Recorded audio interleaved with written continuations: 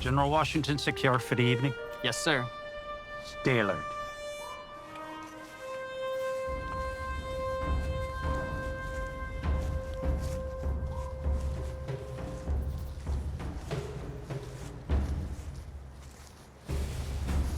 How are you, Medved? Doing well, sir. A little cold, sir. You're cold? Get to the fire now. Yes, sir. Yes, sir.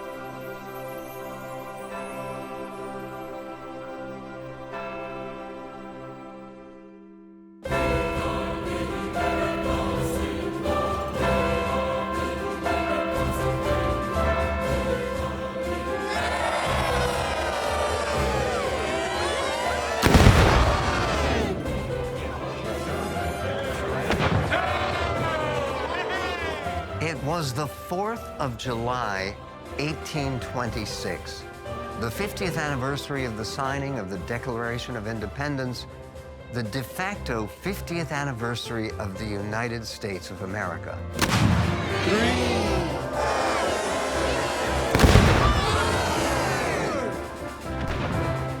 5. I'm so proud of you. Do you have the letter, dear? Yes, dear. 6.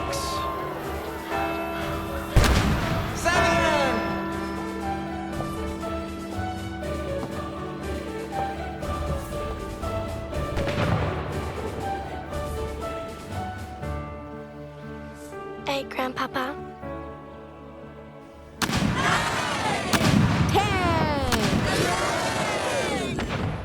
12.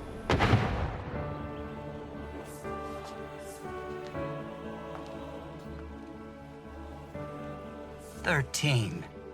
One for each of the 13 colonies of the Declaration. 50 years ago, Thomas. 50 years.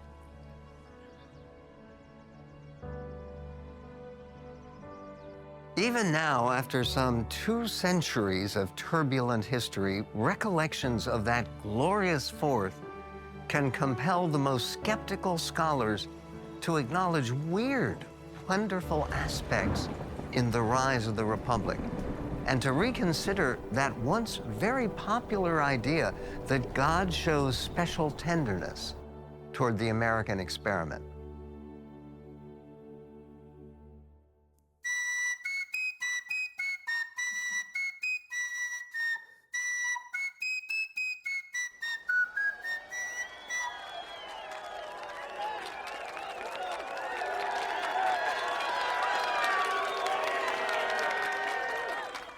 Though he wished he could have been here in person, my father's beloved friend, Thomas Jefferson, has instead sent these words to all of us.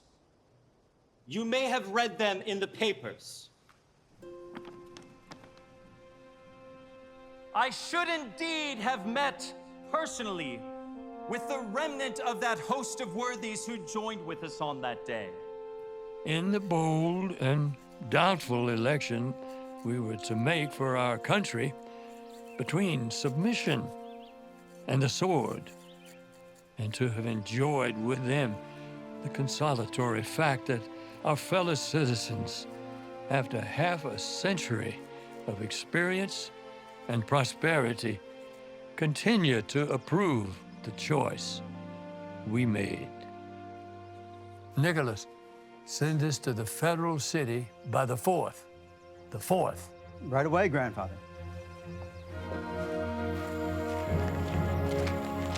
To the mayor of Washington. Yes, sir. It must arrive before the 4th. Yes, sir. May it be to the world what I believe it will be to some parts sooner, to others later, but finally to all, the signal of arousing men to burst the chains under which monkish ignorance and superstition had persuaded them to bind themselves, and to assume the blessings and the security of self-government. These are grounds of hope for others. For ourselves, let the annual return of this day forever refresh our recollection of these rites and an undiminished devotion to them. Thomas Jefferson.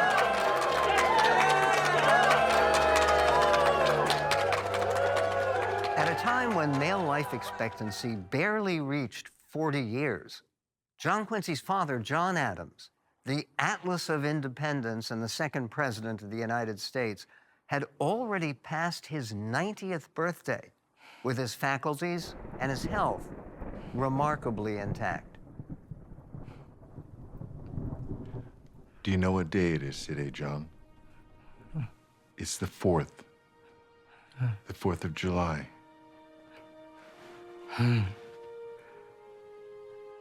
It's a great day. It's a good day. 500 miles to the south, on the same day, Thomas Jefferson stubbornly clung to life at Monticello.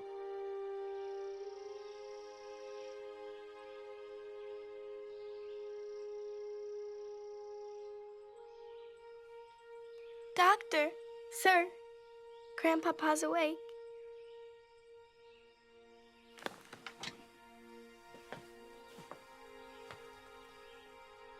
Another draft of laudanum. It will ease your discomfort. No. No more. Thomas Jefferson uttered no further comprehensible words, but he had unequivocally achieved his ardent desire, living through more than half of his cherished nation's sacred day, finally expiring on Tuesday, the 4th of July, at 10 minutes before 1 o'clock in the afternoon. John Adams was clinging to the final breaths of his life as well on that very same day. He had no way of knowing that Jefferson had died just before 1 o'clock. Toward evening, with a gentle rain falling, Adams breathed his astonishing last words.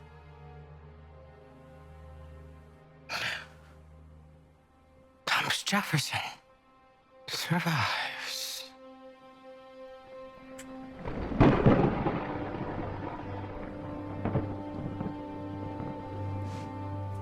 His breathing stopped shortly after 6 o'clock, with a resounding clap of thunder at the very moment of the great man's passing. Witnesses insisted that at that same instant, a sudden burst of light from the declining sun pushed through the looming clouds and spilled into the upstairs room like a benediction.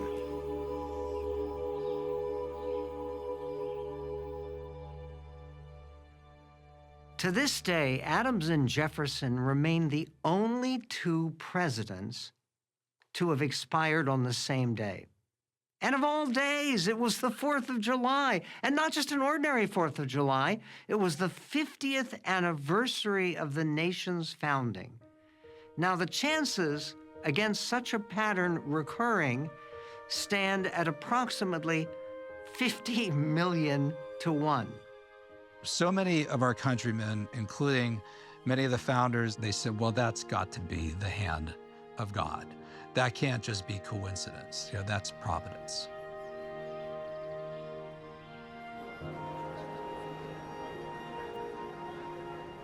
John Adams and Thomas Jefferson are no more. The public mind had never been so powerfully affected by any similar event as by the death of John Adams on the 4th of July, 1826.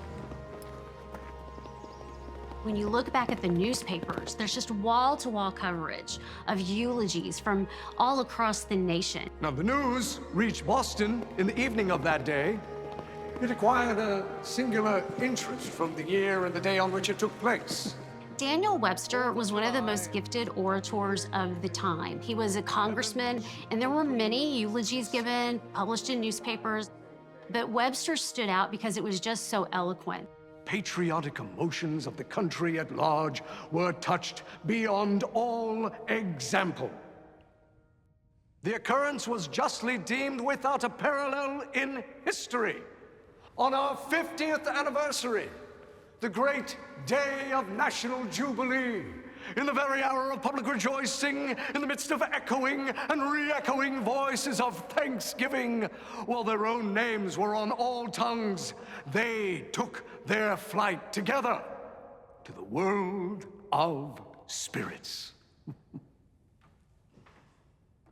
What a miraculous blessing that on the day which had fast linked forever their own fame with their country's glory, the heavens should open to receive them both at once.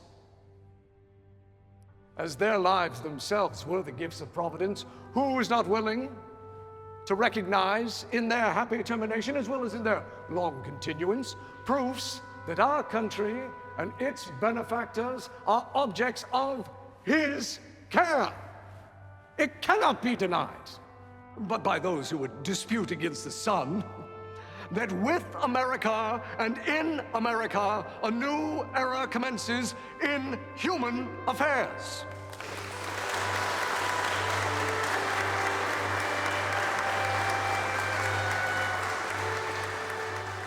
It seems to me that the founders and their successors, who perceived a providential role in the nation that they shaped, weren't ignorant simpletons with delusions of grandeur. In fact, all of the most significant leaders of the United States, from John Adams to Abraham Lincoln, George Washington to Woodrow Wilson, Theodore Roosevelt to Dr. Martin Luther King Jr., have spoken movingly of godly favor on their country.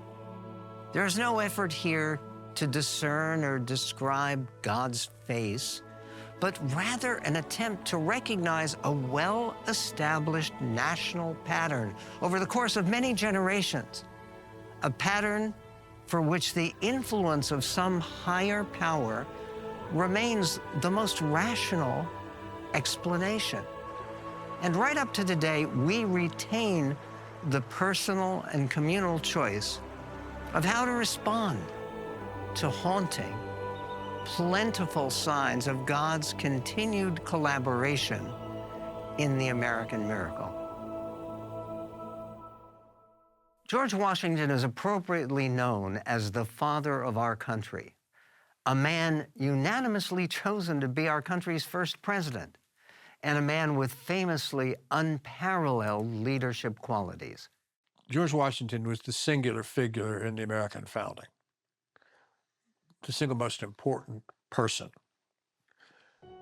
All the prominent founders, Franklin, Adams, Jefferson, Hamilton, Madison, all were asked to comment on where they place him. And they all said the same thing: above all of us. So he was regarded by his peers as primus inter pares, first among equals.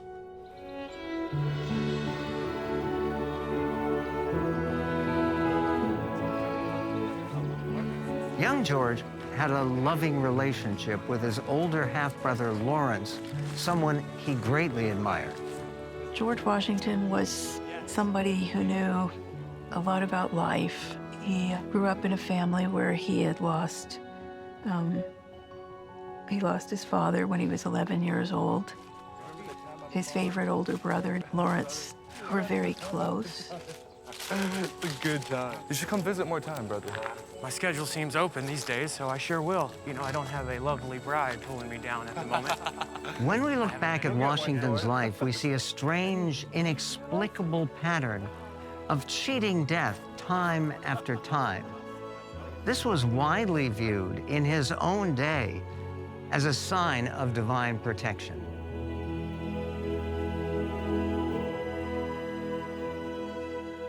In the fall of 1751, Lawrence's doctors advised him to travel to Barbados in hopes that the climate there would ease his tuberculosis. 19-year-old George accompanied him, and while there, had his first encounter with a deadly enemy.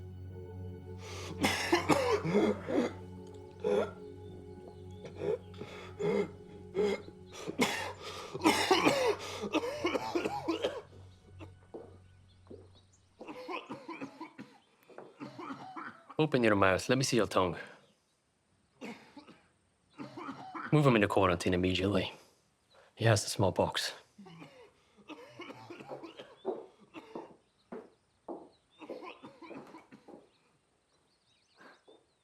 Smallpox was a deadly disease in this era. He probably should have died, and the brother ultimately did die from tuberculosis. The benefit of George Washington contracting smallpox when he's only 19 years old is that he was immune to it. So when he becomes commander-in-chief of the Continental Army, he doesn't have to worry about getting sick from smallpox himself.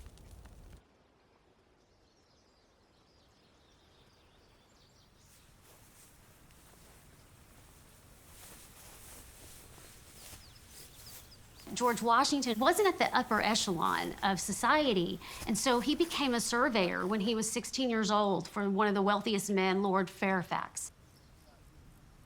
A couple more paces to the right, Mr. Abraham.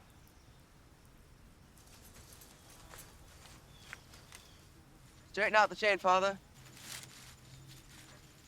Perfect. That experience put him into a position when he's in his early 20s that the Lieutenant Governor of Virginia sends him on a mission to what's now Western Pennsylvania. Mr. Washington, I need you to carry this letter to the French. Yes, Governor. They're trespassing.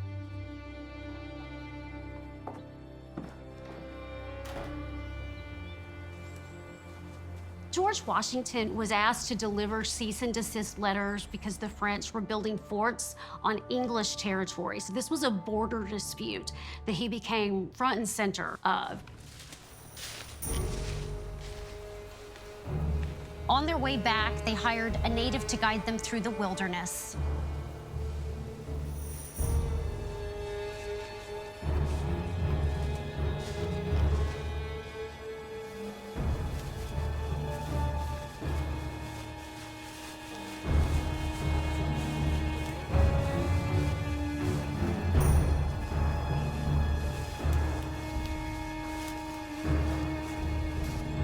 He's leading us the wrong way. He's leading us the wrong way.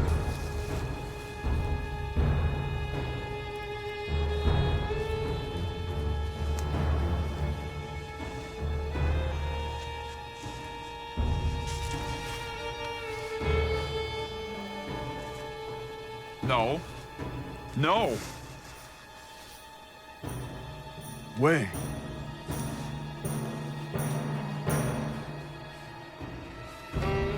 Keep watch.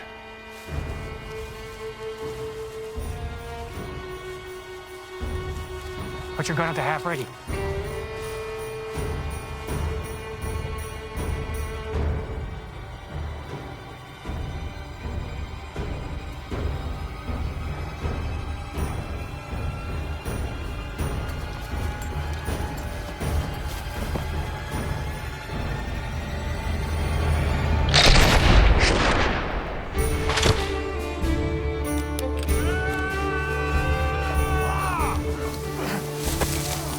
Washington decided not to kill the guide, so they released him.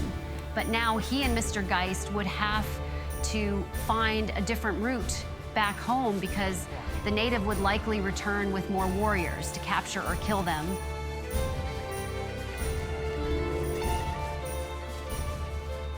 On the journey back to Virginia, they needed to cross the dangerous and icy waters of the Allegheny River. Got a log, Mr. Gibbs? Lay it down with the others. Yep.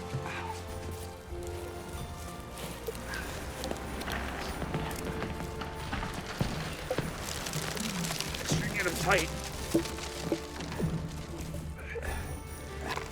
Through the rocks. Come on, Mr. Gibbs, straight ahead. Go on. Hold her, Gibbs. Watch the ice, Mr. Gibbs. Watch it. Hold on. Yeah.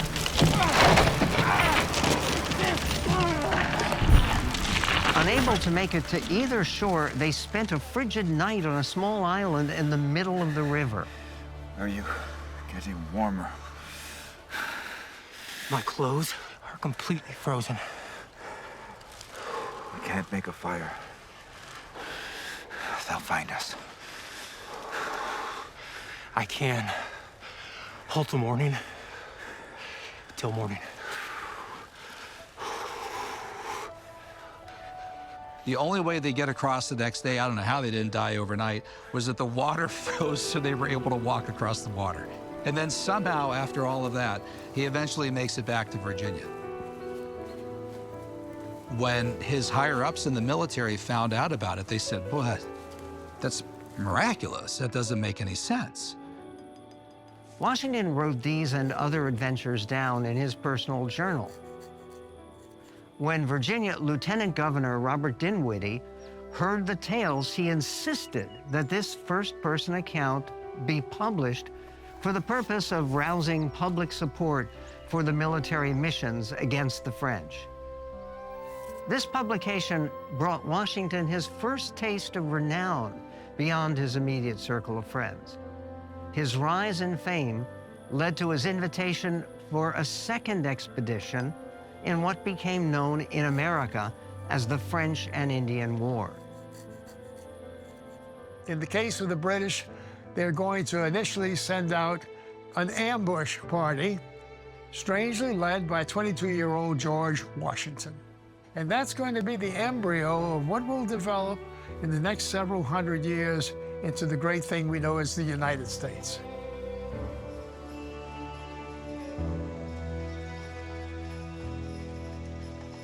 George Washington grew up in his widowed mother's home under her tutelage. He knew the Bible very, very well. They attended church, but I think he also came to believe, what he was taught when he was growing up. George's mother, Mary Ball Washington, pleaded with her son not to go to war. I came to persuade you to avoid these dangers.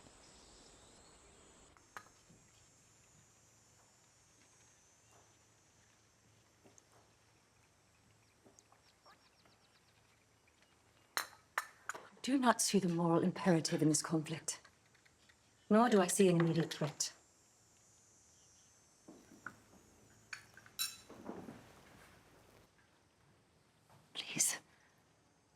stay here. Work this land. Grow the estate.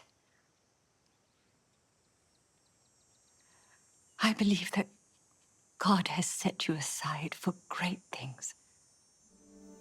Mother, the same God to whom you commended me when I set out upon a more perilous errand defended me from all harm. I trust he will do so now. Do not you? With his blessing, you can be a useful man in war or in peace. Without it, you can expect nothing. You will be in my prayers. Yes, Mom.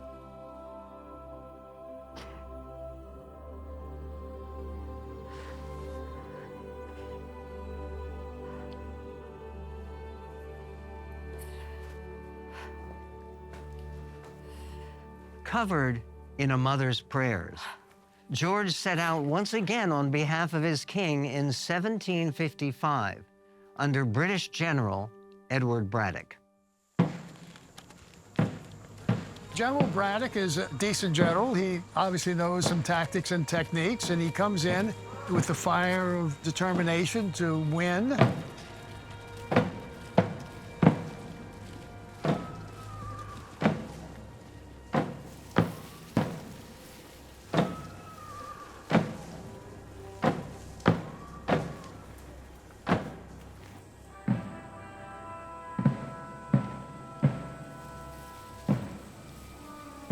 He makes an unforgivable mistake militarily.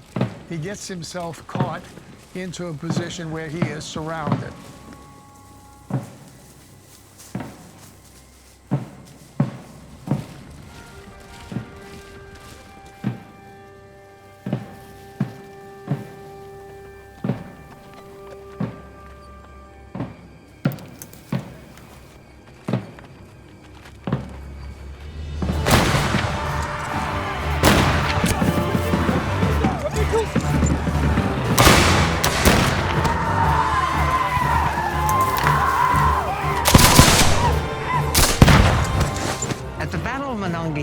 Braddock and the king's men were thoroughly routed.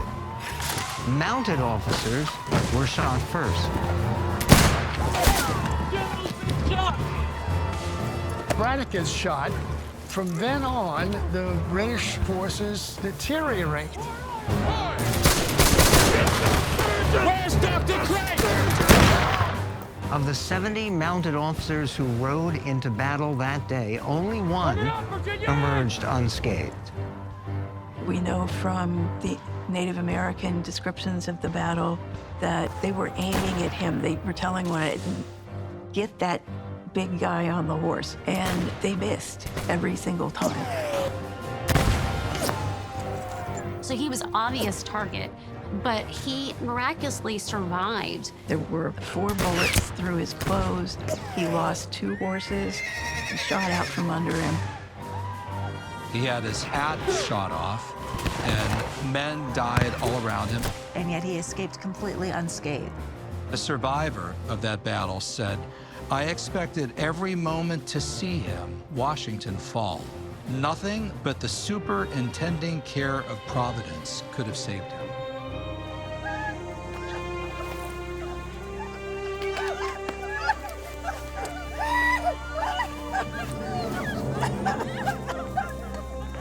His name was on a killed in action list. And he immediately wrote his mother and brother letters to explain to them what had happened on the battlefield. He said, I take the opportunity of assuring you that I appear in the land of the living by the miraculous care of Providence, which protected me beyond all human expectation. Either God's on his side or he's the luckiest man alive.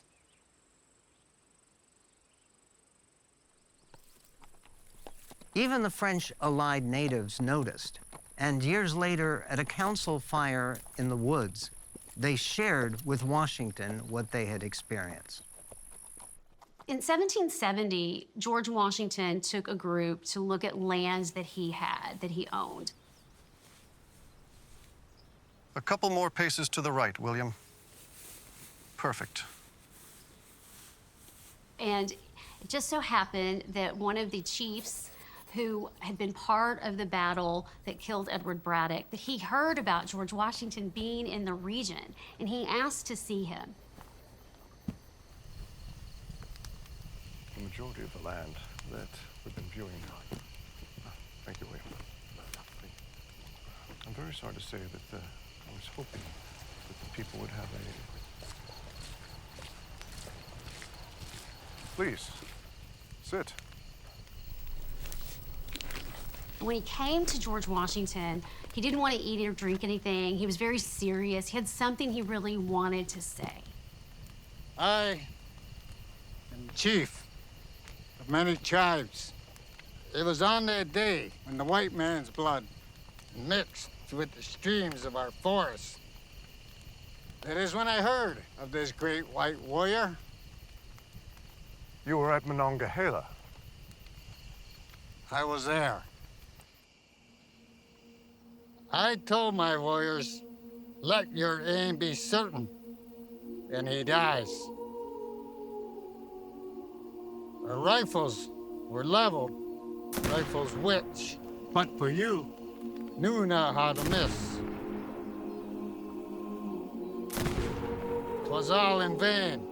A power mightier far than we shielded you from harm. You cannot die in battle. There is a something bids me speak in the voice of prophecy. Listen. The Great Spirit protects that man and his destinies. He will become chief of nations, and the people yet unborn will hail him as the founder of a mighty empire.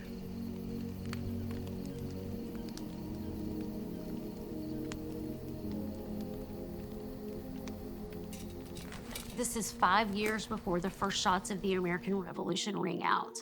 And you can see how that prophecy came true. It's an amazing story, apocryphal, if you will, true, that he was clearly a protected figure. Washington felt that way too. It's the only explanation he could think of as to why he was still alive. And throughout his life, there's one instance after another of that kind of thing happening. The root cause of the American Revolution was that the Americans were denied representation in the English Parliament. Between 1761 and 1775, Parliament passed nearly 30 laws that restricted the American economy, governance, and social structure. At the outset, Americans simply wanted to be treated equally as British citizens under the unwritten British Constitution. But the continuing unjust treatment of the Americans soon came to a head around the city of Boston. Many Americans, regardless of their color or their origins, longed for freedom. Peter Salem was a slave living in Framingham, Massachusetts. He was sold in 1774, and then his new master gives him a musket. Now, slaves were not allowed legally to carry muskets, but his new owner encouraged him to be part of the Minutemen, to be ready at a minute's notice. I loved marching, rhythm, being a soldier.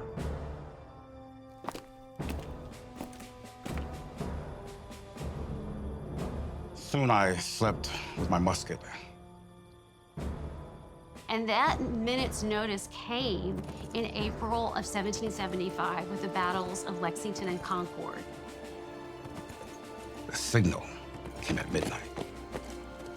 I grabbed my musket, put on my shoes, and ran 12 miles to Concord, where I first encountered the British in battle.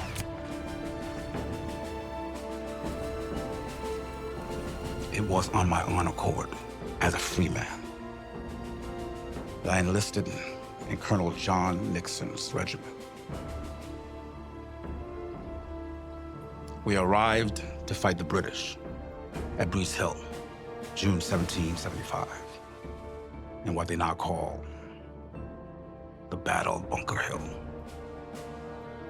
About 2,000 British soldiers landed on Charleston Peninsula, June 17.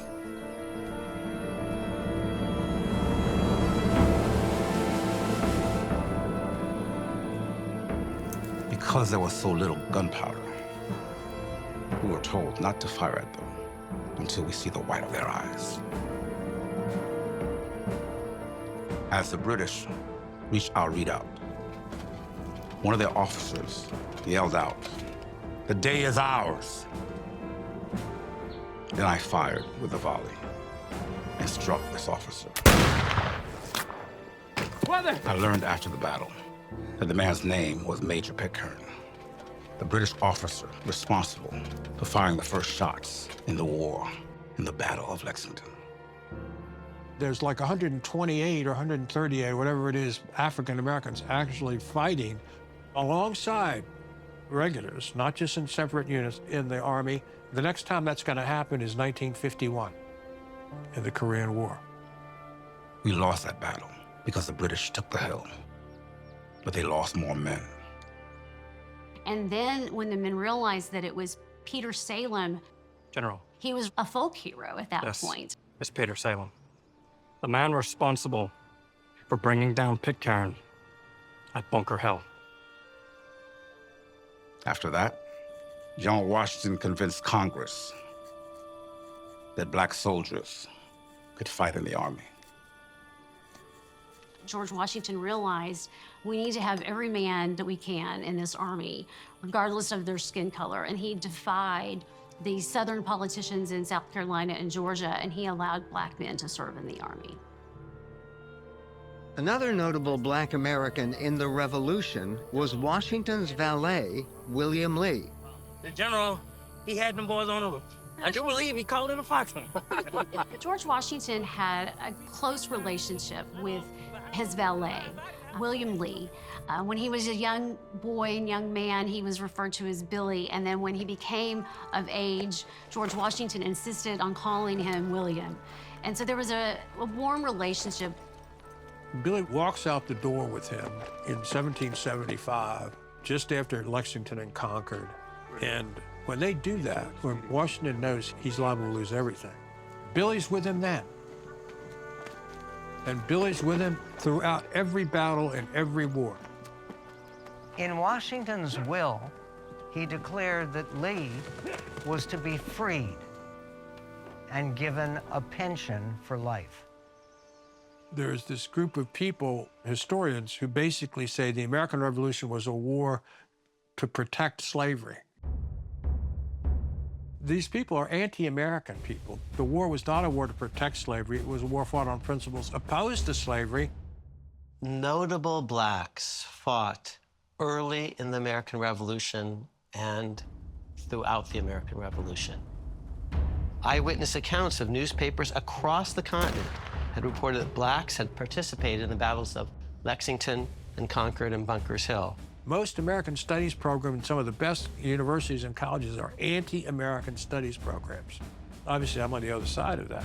By the end of 1776, free blacks and soon-to-be freed blacks constituted roughly a tenth of the Continental Army.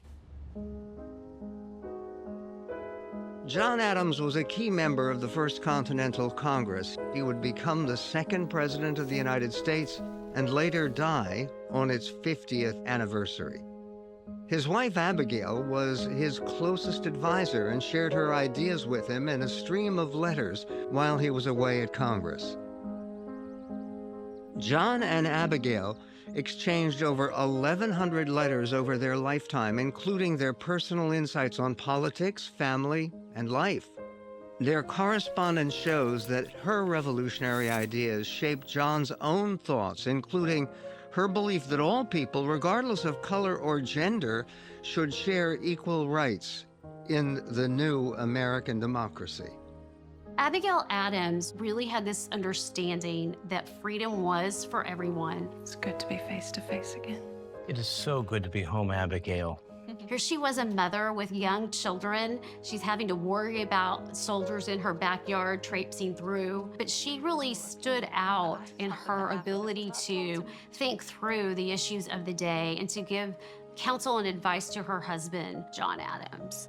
She was just such a brilliant, brave woman. I think of all the founders, and I consider Abigail Adams to be one of them.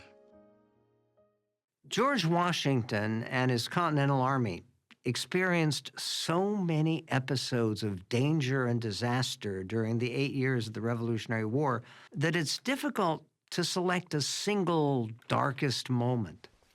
But as contemporaries on both sides of the conflict suggested, the Continental Army benefited from a series of unusual natural phenomena and a pattern of illogical but consistent good luck.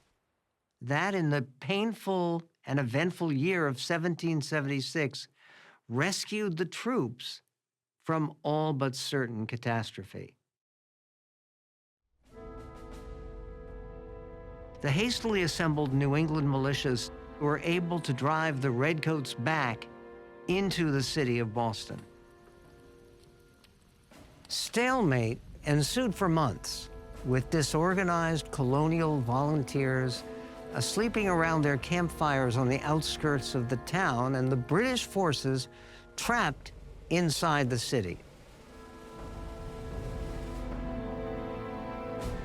On the morning of March 2nd, 1776, Washington saw an opportunity to deploy some new artillery that had been seized from the British in a daring raid on Fort Ticonderoga. To me, the interesting story about Dorchester Heights is how he gets the cannon. Henry Knox, with a bunch of others and some cattle, dragged these huge weapons across the snow from upstate New York. Tell Knox to place his cannon there. I will want 2 redoubts in the center, with smaller defenses made of fascines and gabions to either flank. Within 2 weeks' time, we shall give quite a surprise to the British. There will be a full moon, sir. I'm afraid that we'll be seen. If I shall be able to rise superior to these, I shall most religiously believe the finger of Providence is in it to blind the eyes of our enemies.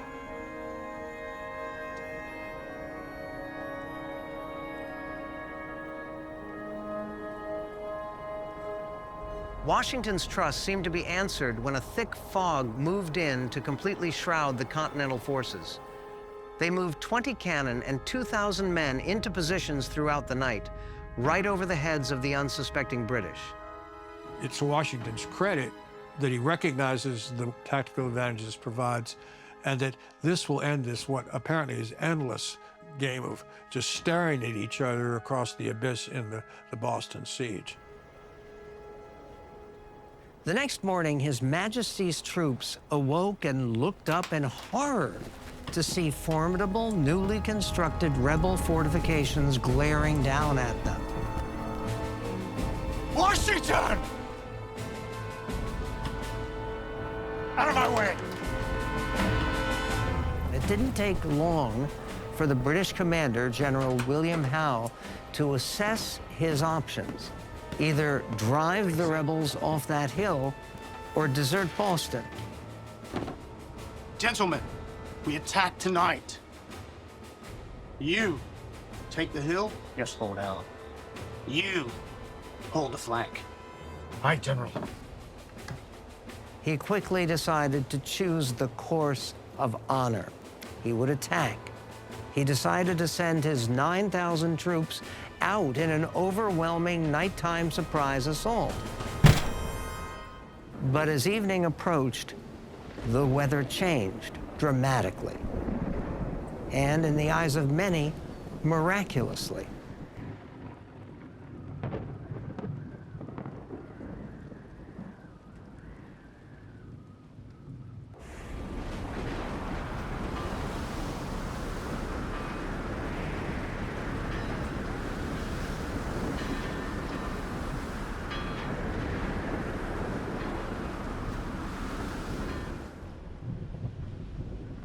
blizzard.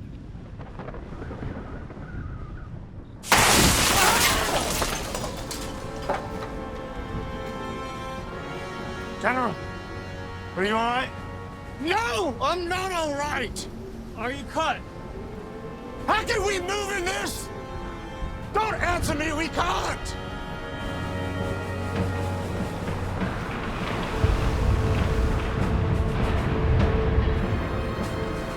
The ferocious storm of early March prevented the British from attacking Washington's artillery on the hills of Dorchester Heights above Boston. The delay afforded the Americans time to fortify their position even more.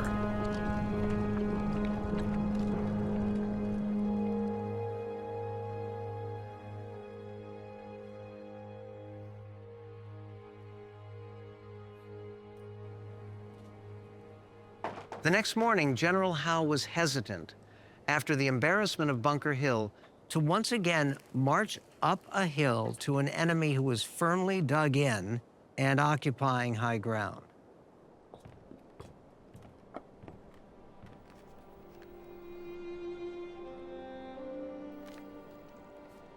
Take this to General Washington. At once.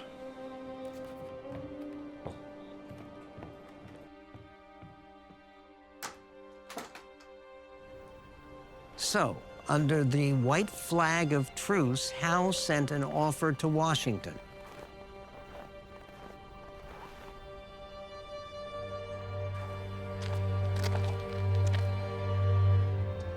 Mr. Washington? General Washington. A message from General Howe. Thank you. You'll kindly await my reply. If the colonials allowed His Majesty's forces to depart from the city without firing on them or impeding their departure, they would leave Boston without burning the town to the ground. This surprising good fortune was not lost on Abigail Adams, John Adams' wife. The more I think of it, the more amazed I am that they should leave such safe harbor, such entrenchments, and that we should be in peaceable possession of a town which we expected would cost us a river of blood.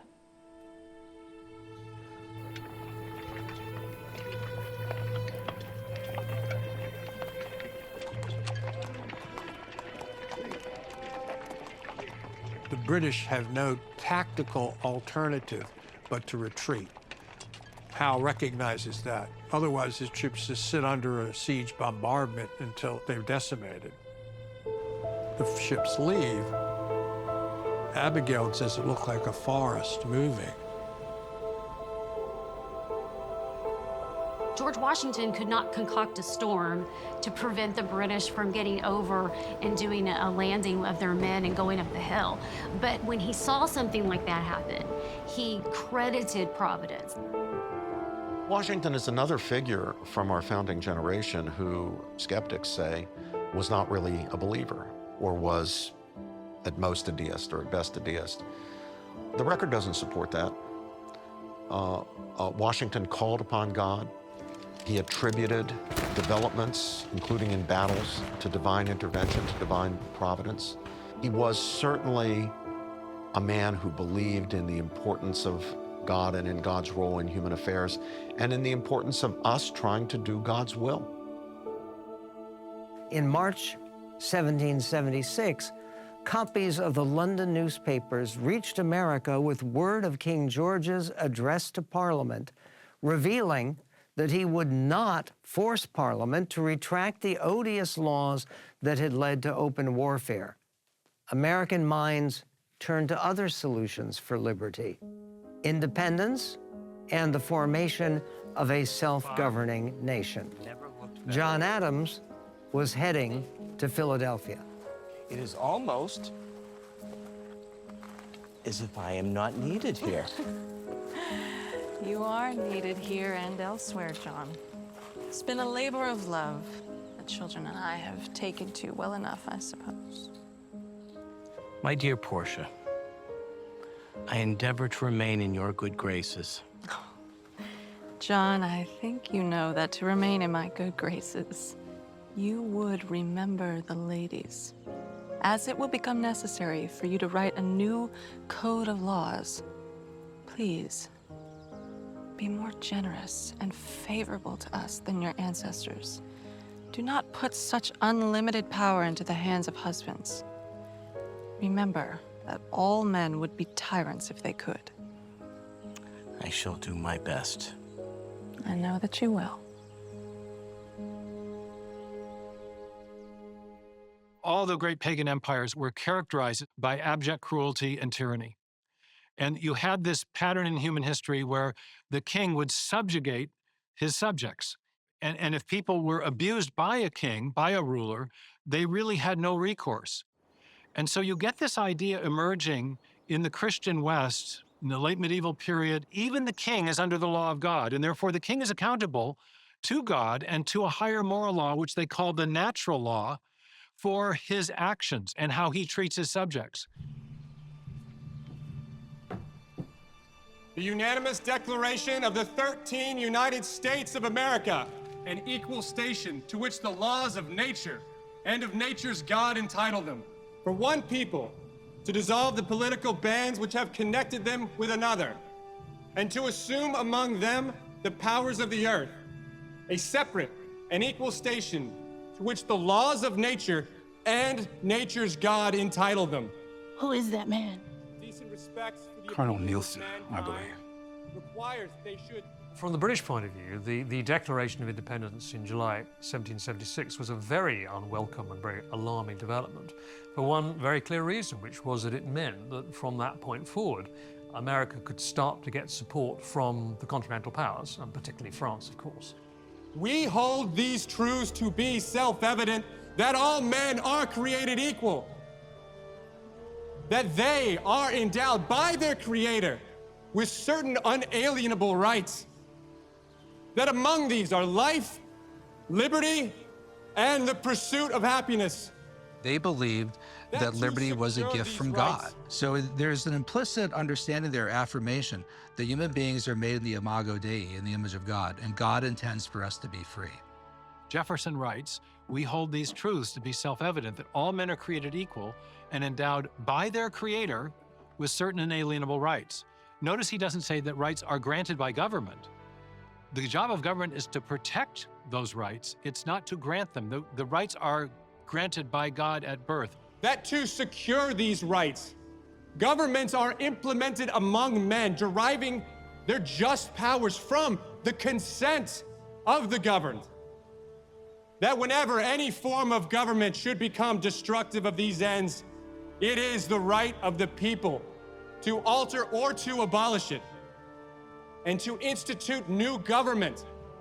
I would say that the American experiment represents an attempt to implement the core values of the Enlightenment in a real society. It's an attempt to find out whether these values that are so elevated and so attractive are compatible with political reality.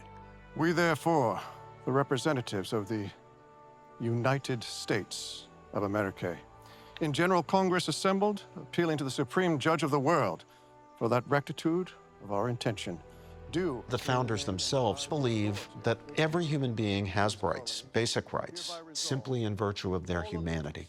Now, where did they get that idea? Not hard to guess. It's not just from Plato and Aristotle and Cicero and the great Roman and Greek thinkers.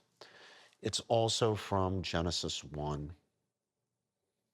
That human beings, though fashioned from the mere dust of the earth, material stuff, are nevertheless made in the very image and likeness of God.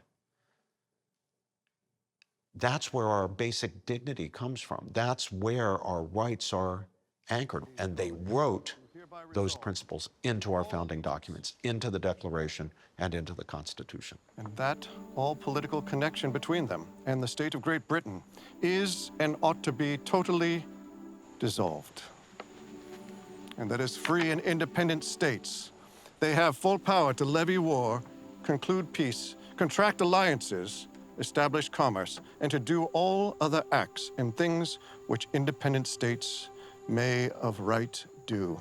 And in support of this declaration, with a firm reliance on the protection of divine providence, we mutually pledge to each other our lives, our fortunes, and our sacred honor.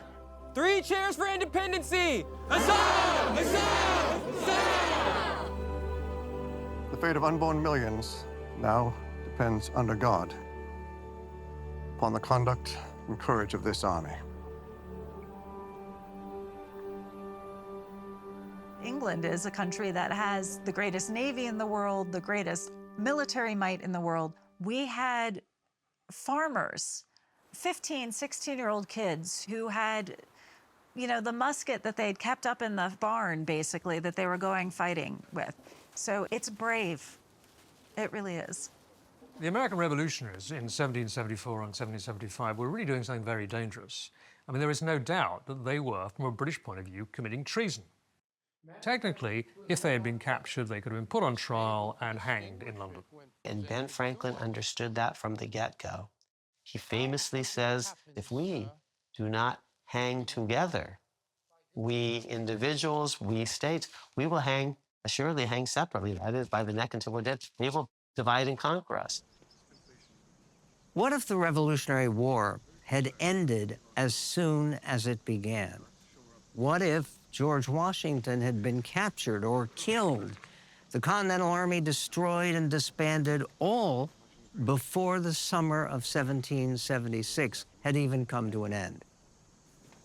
It would be more than 7 years before the Revolution was won, and America was free. But if not for several timely rescues from an unseen ally, America may never have even been born.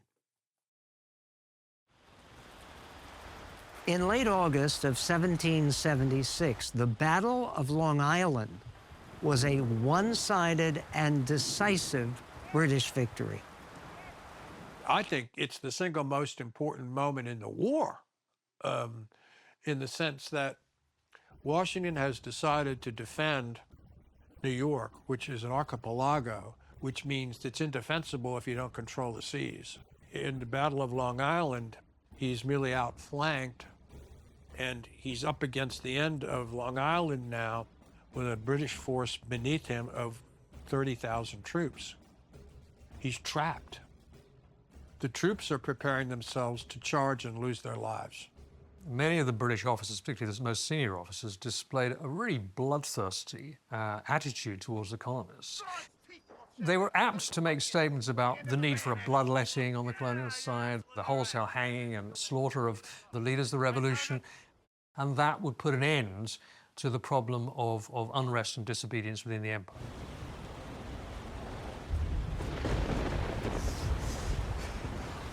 Our powder and our cartridges are soaked. And so are theirs.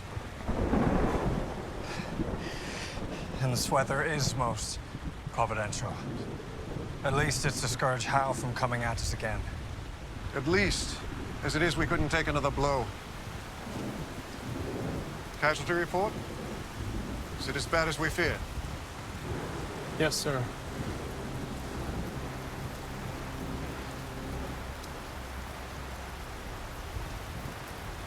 Sterling and Sullivan both captured. So it's here more than 300 dead. As best we can tell.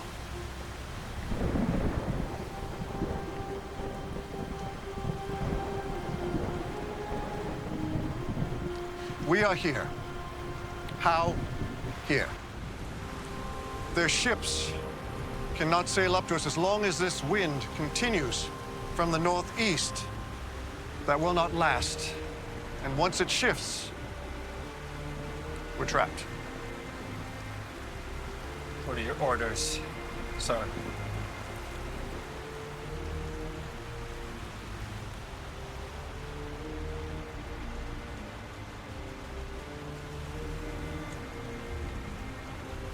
Send word to General Heath.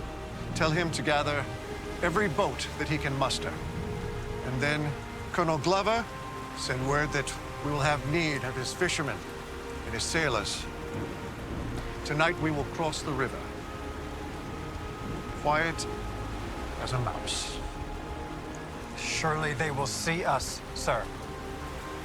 General Mifflin will create the illusion that we are continuing entrenchments and keeping fires burning through the night. We may just be able to steal some time.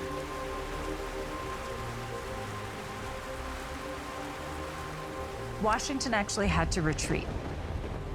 They were outmanned, outgunned, overwhelmed, and so the only time was an orderly retreat. A strategic retreat is the most difficult maneuver of an infantry unit because you have to hold ground while you evacuate. And the last ones to leave are the ones with the toughest. They might never get out. The nearby presence of 4 fearsome enemy warships with their formidable complement of cannon made escape across the water unlikely, if not unthinkable. But a fog forms at this time. It was not weather for it. It was not a day for it. There's no reason this fog should have rolled in, and yet just when it was needed, fog rolled in. Witnesses say you could see more than that 3 feet in front of you. So the British don't know the evacuation is occurring.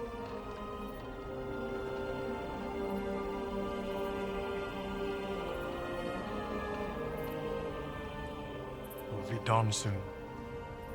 How many more? Hundreds. The British Navy doesn't do anything. If they had 3 ships out there, it could have sunk every one of those vessels. They would have never made it across. Many of the soldiers who experienced this fog wrote letters back to their local newspapers in Boston and Virginia and said Providence favored us. The night was remarkably still, the water as smooth as glass, yet all our boats got over. The enemy did not discover that we had evacuated our lines until we were all got over. And so this was seen as providential because the fog was not in Manhattan. It was just at Long Island.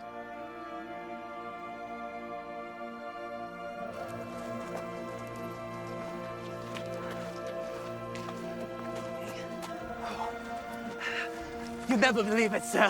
Thick as soup over here, but in Manhattan where we drop them, it's clear as crystal. No fog at all. Time to go, General. This is the great escape of the war. He should have never made it. They should have gotten him. If you are providentially inclined, you've got to believe that some forces are acting on American behalf. And the British actually say that afterwards. I mean, how can you have all these things have happened at the same time? Were those just all coincidences? Well, maybe they were. Logically, it's possible that maybe coincidentally, we had coincidence after coincidence after coincidence, all favoring Washington and favoring the American side, and leading to this miraculous, what would otherwise seem miraculous victory of the American revolutionaries, this ragtag bunch, over the greatest military power on earth. But Washington didn't believe they were mere coincidences. Washington saw a supervening providence, the hand of a supervening providence in these so-called coincidences. He saw miracles where a skeptic or a cynic might see coincidences. There's a keen sense in the British Army.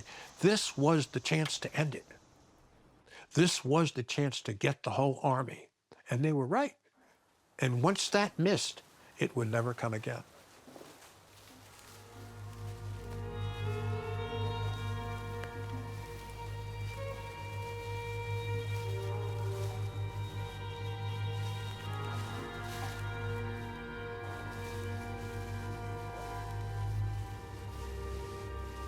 Enemy! Form company! Trio, boys! Trio! Push!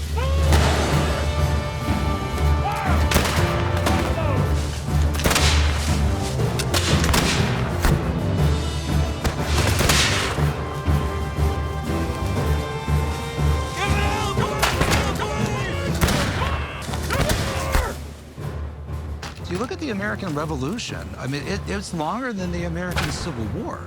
So this became this really long battle of attrition and perseverance that was kind of a matter of wills. The secret weapon for America was George Washington.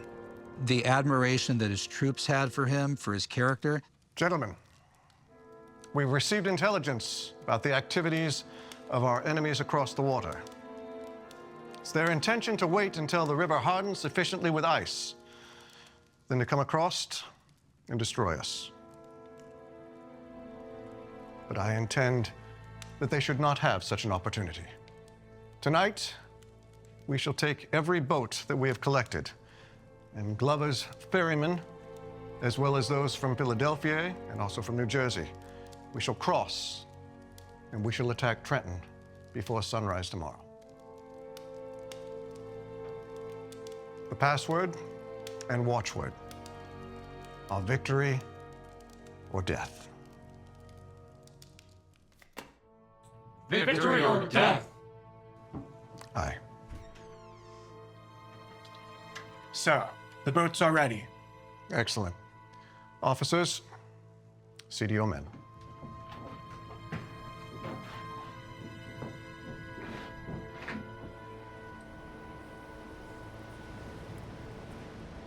A storm's coming.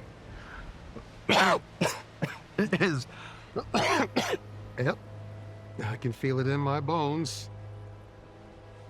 Washington's stature as the embodiment of the revolution was unquestioned. There's nobody in American history who has occupied that kind of position of recognition. The British believed they were on the verge of destroying the American rebels, but Washington's bold decision to attack Trenton was aided by a providential Christmas snowstorm that blinded their approach, allowing the Continental Army complete victory over the Hessian garrison. This turn of events shocked the British and brought great hope to the colonies that God's providence was aiding in their fight for independence. Who are ye? My name's John Fitzgerald, aide-de-camp of General Washington. Aye. About a week ago, Washington took us across the Delaware River. It's full of ice. It's uncrossable, really. But our new position allowed us to catch the Hessians at Trenton totally unaware. Christmas it was. It was a great victory. Casualties? At Trenton? Yeah. Oh, not many, if any, on our side. Plenty on their side, though. We stocked up on food and supplies as well. And then what? Well, we were expecting a swift counterattack from Howe, so we dug in on the south side of this little creek. It was good ground, but we were hemmed in. We couldn't stay. But the night grew very cold, and the roads firmed up. Washington saw the chance, we moved again. Real quiet, like, in the middle of the night. We snuck right past Howe's army and made it up here. And now we've got them flanked. And where are we again? Princeton. Aye. We had another fight yesterday. It's more than a skirmish she was, line to liner, and I can't believe what I saw. What? Make ready! Present! He just rode out, right in front of both lines. Who? The general, General Washington. He's so exposed, both lines fired. I had to cover my face with my hat. I couldn't bear to see him fall.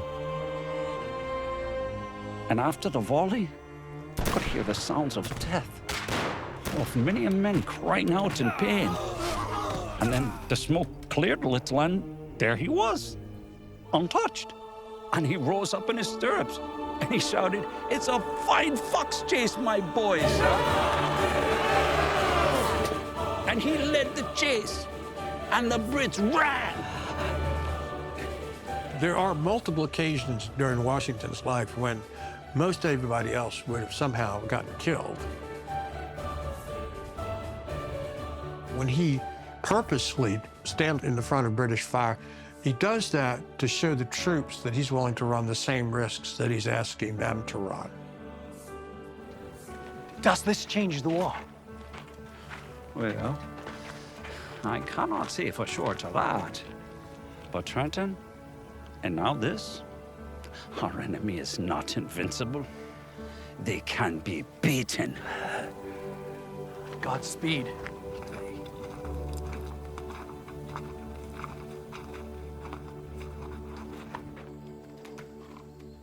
At the Battle of Brandywine Creek in September of 1777, Washington was caught in the sights of one of the finest marksmen in the British Army, Patrick Ferguson.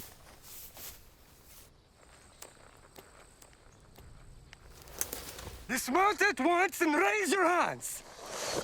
On jetzt march! Run, sir!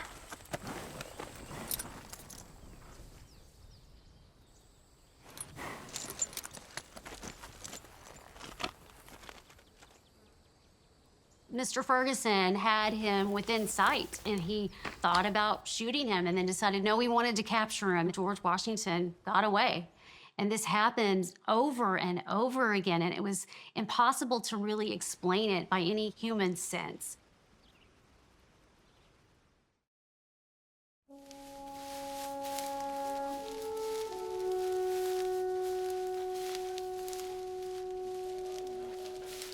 It was at Valley Forge that Washington and his Continental Army experienced their greatest time of testing.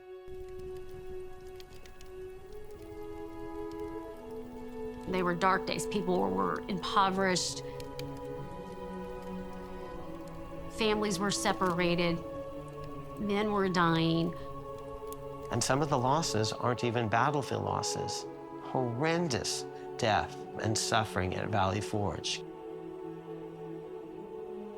They don't have blankets, they don't have shoes, they don't have shirts, they don't have enough food. There's a farmer down the road.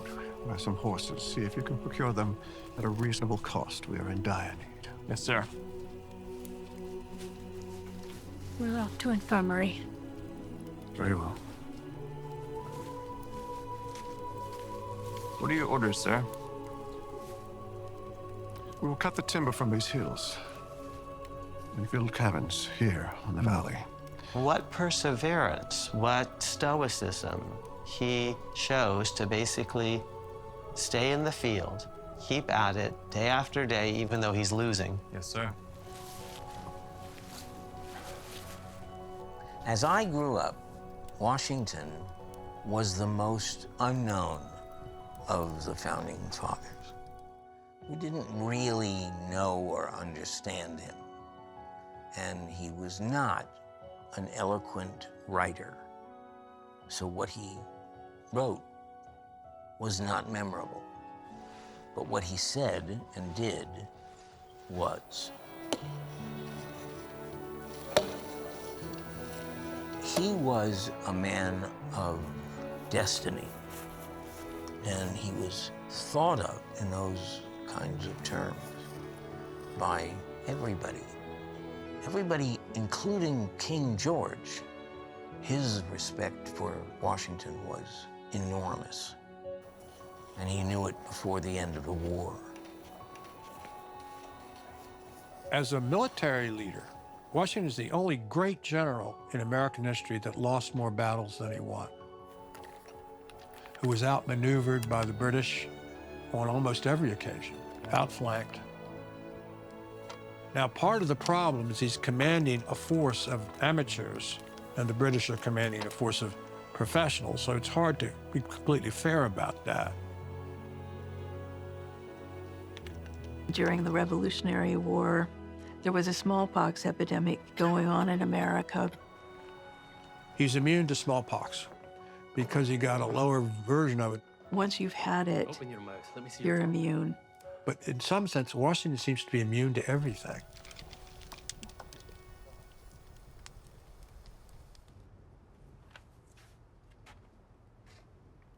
Addison. We're taking good care of you, Addison. God's peace.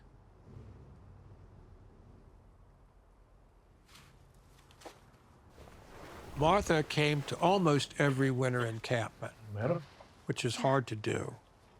And in that environment, Martha does organize some women to tend to the soldiers, to say prayers with the dying troops.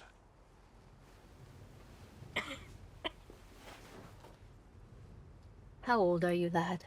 13. We've brought you tea with honey to help with your cough. Thank you, ma'am. Will you help him? You shall be drumming again in no time. Thank you.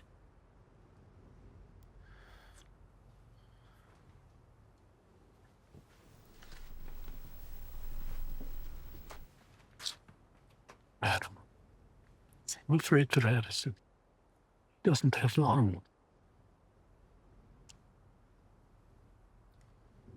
Sir.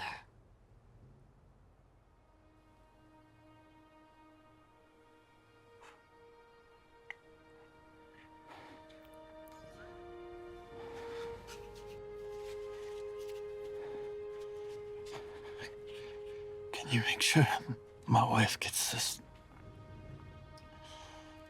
And the money in my shoe. Of course.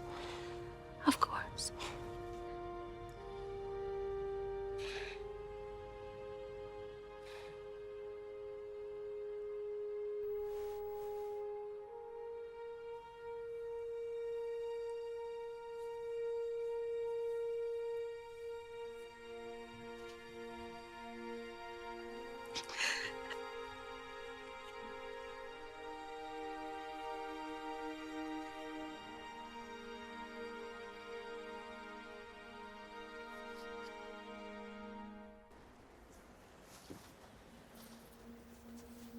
It's a kind of testing time.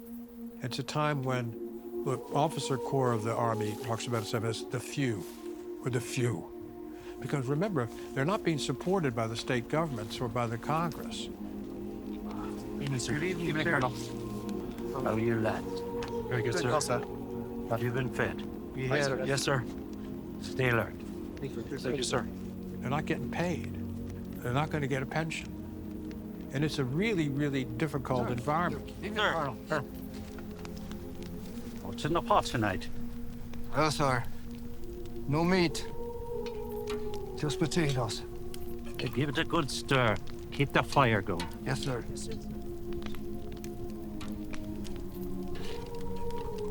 But that hope for liberty was the light that led them.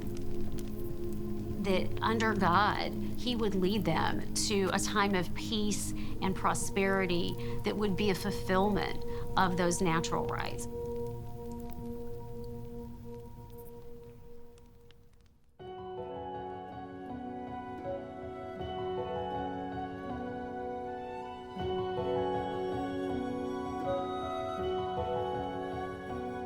Whether or not the legendary prayer at Valley Forge actually took place, as the famous painting depicts, that remains the subject of historical debate.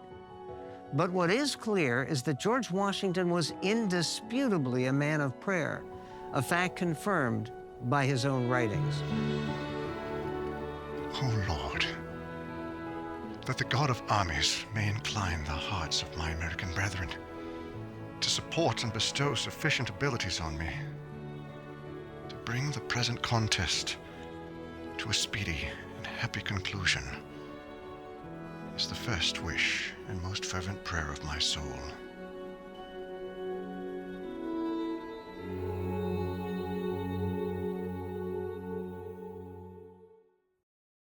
When I was grown, I heard that phrase, those words 3 times before I claimed it.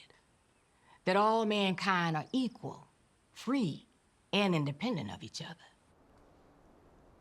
The first time was a cold January day in 1773, when nearly a dozen men came to Mr. Ashley's house.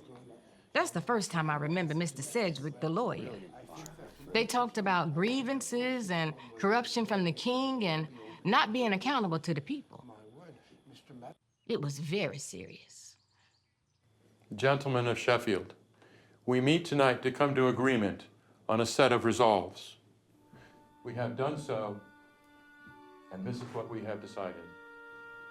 Mankind, in a state of nature, are equal, free, and independent of each other, and have a right to the undisturbed enjoyment of their lives, their liberty, and their property.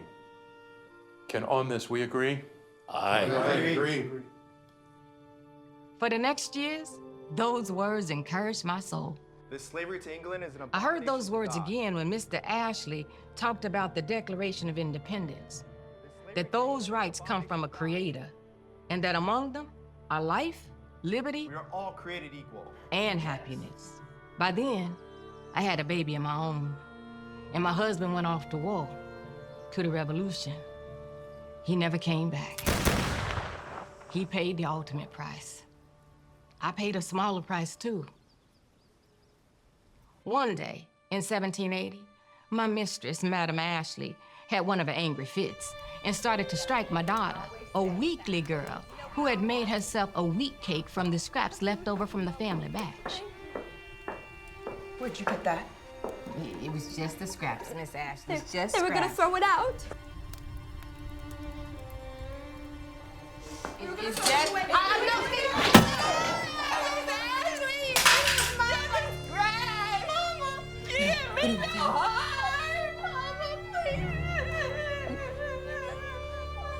I left my wound uncovered all winter as evidence of her harsh treatment. When people asked, Why, Betty? What ails your arm? asked Madam, Where dear Joseph? if 1 minute's freedom had been offered me, especially in that moment, and I'd been told that I must die at the end of that minute, I would have taken it just to stand 1 minute on God's earth as a free woman. That same year, I heard the words again, this time about a newly ratified document, the new Constitution for Massachusetts. It was read aloud in a public meeting. We hold these truths to be self-evident, that all men are created equal, that they are endowed by their Creator with certain unalienable rights. The Reverend Dr. Martin Luther King never tired of invoking the Declaration of Independence. In his campaign for fundamental civil rights to overcome the legacy of slavery, he pleaded with his fellow Americans to make good on the check that was written by the American founders when it came to liberty and justice for all, when it came to the idea that all men, black, white, red, yellow, brown, are created equal. Finally, I decided I would do something about those words. I paid a visit to Mr. Sedgwick, the lawyer. Someone is here to see you. Thank you, children. Tell your mom I'll be in soon. Yes, Father. You're Bet from Judge Ashley's house. Yes, sir. Please, sit. Join me. Why, you a gentleman, even to me. I try to follow the golden rule as best I can. I've heard your situation. How can I help you?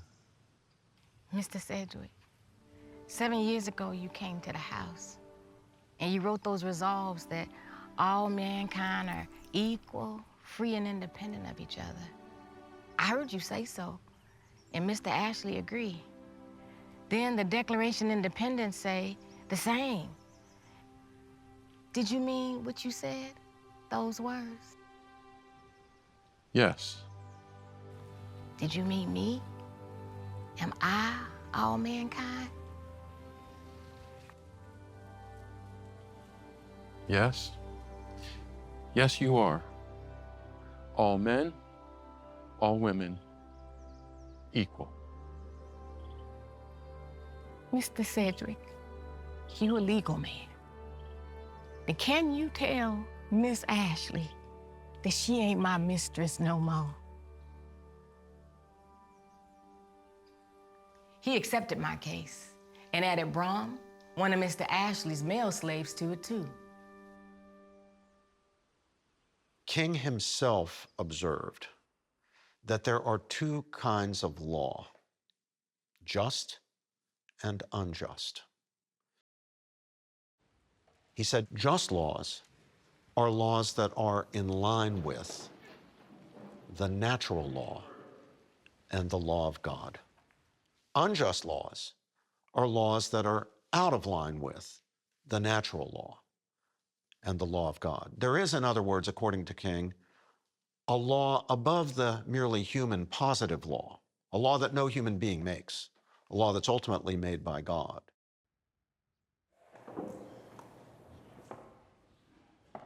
We claimed that the new Constitution of Massachusetts effectively abolished slavery in the Commonwealth. Judge John Ashley, did you, in 1773, invite the distinguished citizens of Berkshire County to your home to draft and sign the document now known as the Sheffield Resolves? We did. And did you then, and do you now, support the declaration that all men are created free and equal and independent of each other in the eyes of God and the law? We did. Does the Massachusetts Constitution, signed in June last year, declare all men free and equal? It does. Your Honor, no further questions.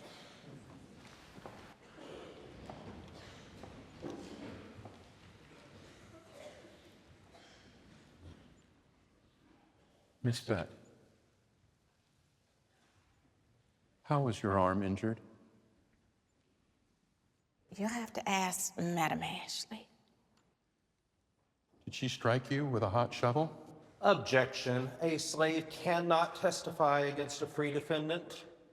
Your Honor, this objection is founded on common law practices in British courts. On July 2nd of 1776, our 13 sovereign states declared their independence from Great Britain, based on the principle that all men are created equal.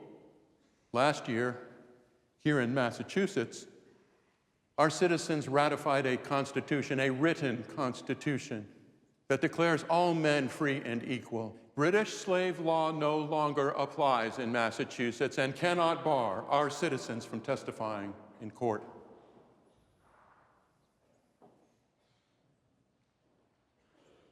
Overruled.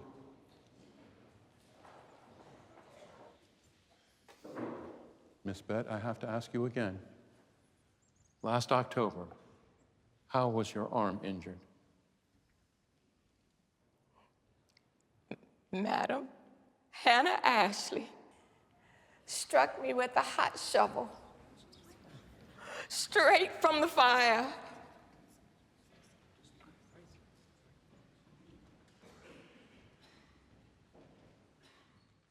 We're deeply fallen, sinful creatures, and yet made in the very image and likeness of God, that is, possessing dignity and therefore rights. Your Honor, the plaintiffs rest. Members of the jury, Braun and Bett, ask that you find them to be free men. Why do we have natural rights? Why do we have human rights? Why are there things that it's wrong to do to any human being? Because human beings are not like amoeba or like ants or even like dogs or pigs. They have the godlike qualities of reason and freedom. They have agency. They're made in the image and likeness of God. And that doesn't mean that God has 5 fingers on each of 2 hands and hair on his head and a nose. It means that, like God, we have the powers of reason and freedom. We can envisage states of affairs that don't exist, but it would be good to bring into existence. And then we can act freely and on reason to bring those states of affairs into being. The jury took little time to render its decision. Have you reached a verdict? We, the jury, find that slavery is incompatible with the state constitution and award the plaintiffs damages of 30 shillings each, plus costs. I now find. Your Honor,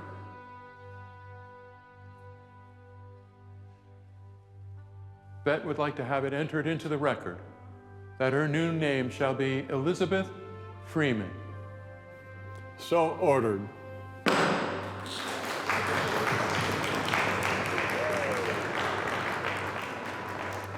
The jury found in our favor that we are not and were not the legal property of Mr. Ashley. Mr. Ashley offered for me to live in his house and work for wages, but I declined. Instead, Mr. Cedric hired me as his governess for his children. They call me Medved. Now the news has come of another court case. Judge Cushing has said that perpetual servitude can no longer be tolerated in our government and that liberty cannot be taken. He said that slavery was effectively abolished in Massachusetts.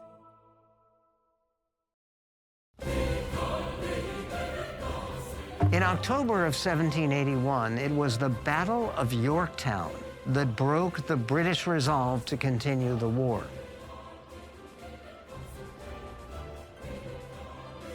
The French and the Americans pummeled General Cornwallis's army for 11 days.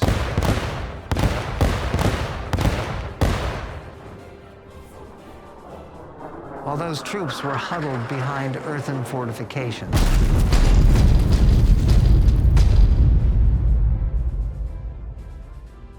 But it would be another 18 months before Washington learned that negotiators in Paris had reached a tentative agreement on a peace treaty. Gentlemen, I see no reason why we should await signatures to stop the flow of blood at this time. We should propose a general cessation of hostilities immediately. The British agreed. Washington's ceasefire went into effect on April 19th, 1783, exactly 8 years after the shot heard round the world was fired on Lexington Green. The American Revolution shouldn't have won. It shouldn't have defeated the British. The founders and those that were involved in it were so amazed, and the whole world was frankly amazed by it, that a lot of them looked at it as this had to be a kind of providential event. Washington himself often marveled at the supernatural safeguards that seemed to sustain his endeavors, but he always associated signs of heavenly favor with the cause. But others have different explanations for these unlikely events. I'm a person very much of the material world and of history and facts. I can give an explanation that has nothing to do with providence and so on. I can say that George Washington was a genius as a general. He was a genius because he knew when not to fight. He knew when to retreat. Miracle does apply in many of the battles, for example, and the way things turn. But at the base, the underlying advantages the American populace and the American context provide were enormous advantages that were quite palpable and not divine. So it depends on your angle of vision. The founders themselves, in their very declaration of independence from Britain, stated that we place our reliance in the protection of divine providence. But the American Revolution not only succeeded, it made possible a constitution, and the Constitution succeeded in maintaining Republican government. Now, why? There's something special, something utterly unique about the American Revolution.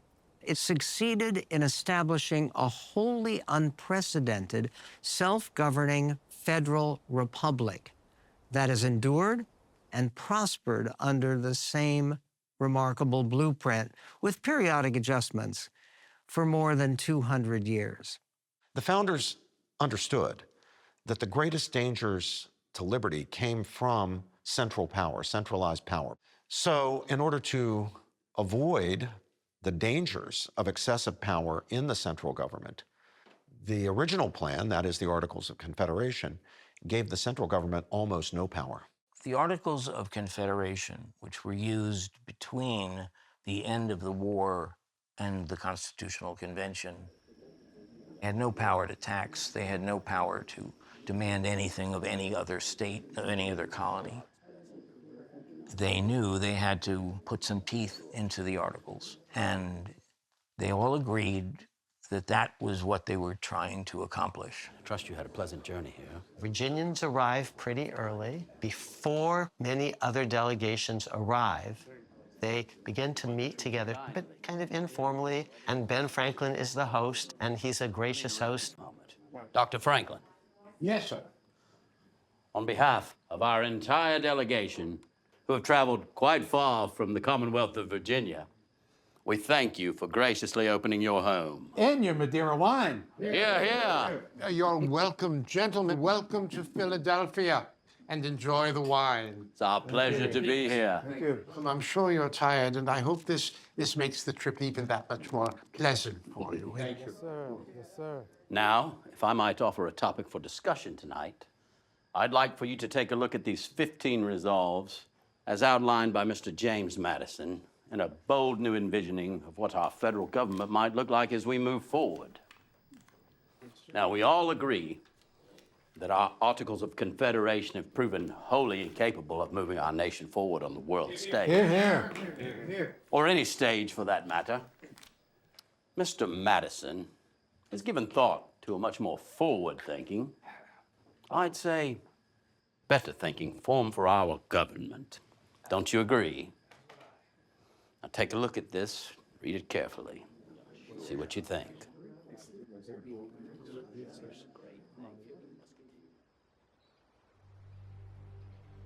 If our union is to hold together, something must be done. How long this time? No more than duty demands, and not a minute longer.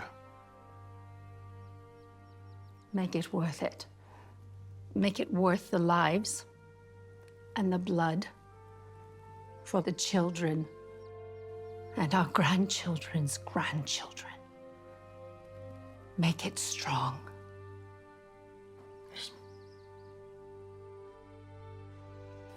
Washington comes from Virginia, and now everyone knows this is serious. He comes out of retirement, and if he's willing to come out of retirement, every other state sends their best people, because George Washington's going to be there, and Ben Franklin is going to be there.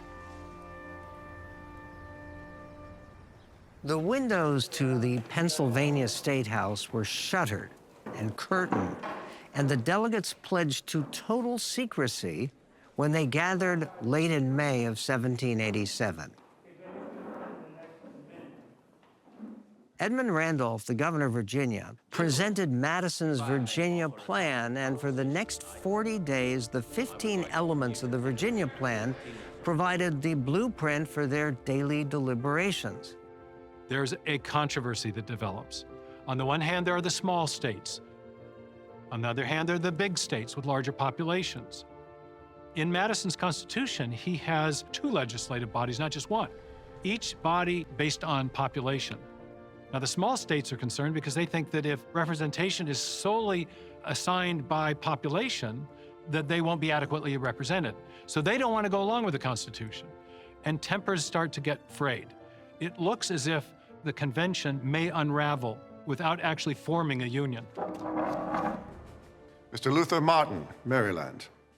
I dare Virginia, Pennsylvania, and Massachusetts to form your own confederation.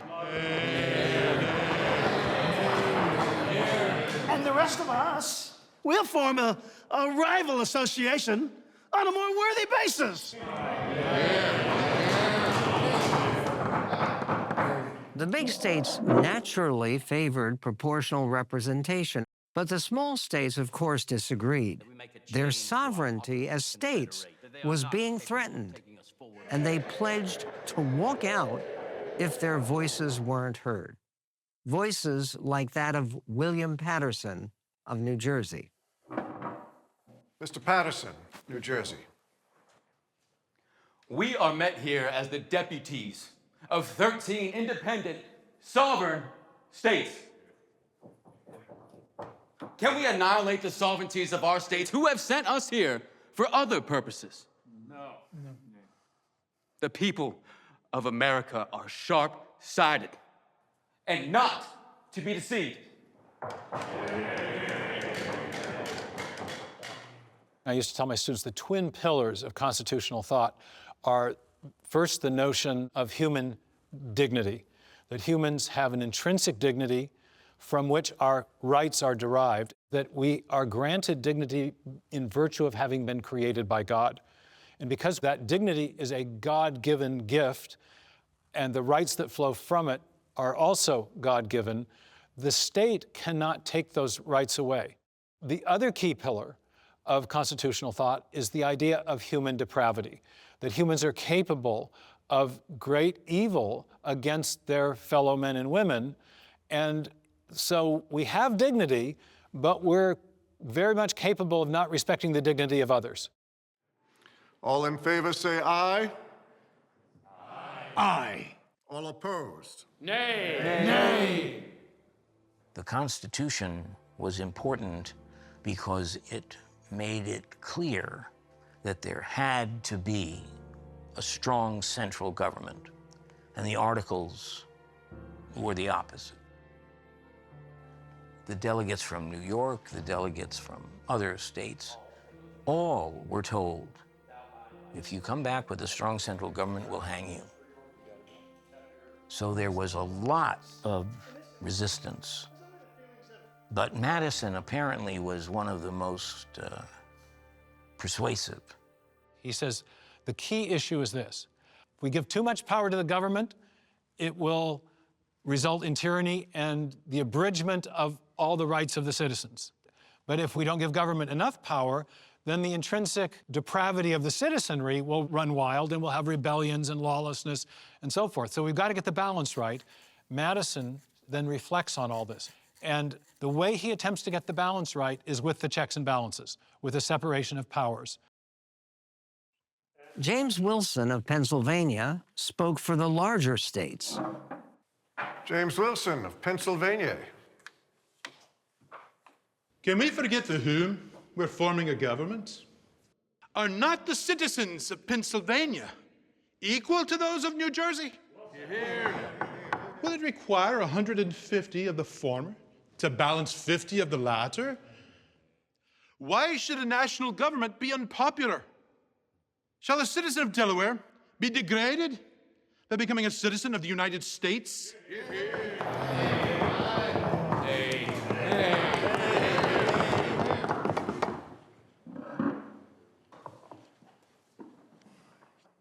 Mr. Gunning Bedford, Delaware. Will you crush the smaller states? Oh, they say they will never hurt or injure the lesser states. I do not, gentlemen, trust you. Were we, the smaller states, to form our own confederation, the fault will be yours. No, sir. No, sir. And all the nations of the earth will justify us. The larger states would not dare dissolve our confederation.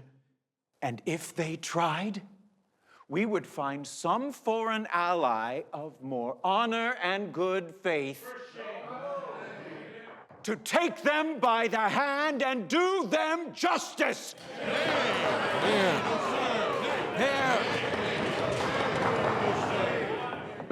Even George Washington was discouraged at this point in the convention.